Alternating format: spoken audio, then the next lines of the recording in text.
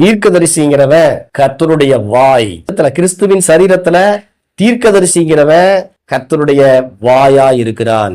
சபையில ஒரு சிலர் பேசினாங்கன்னு வச்சுக்கோங்க, விழுந்து போனவன் அப்படி என்ன ஆயிடுவான், எழுந்திரிச்சிருவான். மத்தவங்க பேசினாங்கன்னா எந்திரிச்சு நிக்கிறவன் விழுந்துருவான்.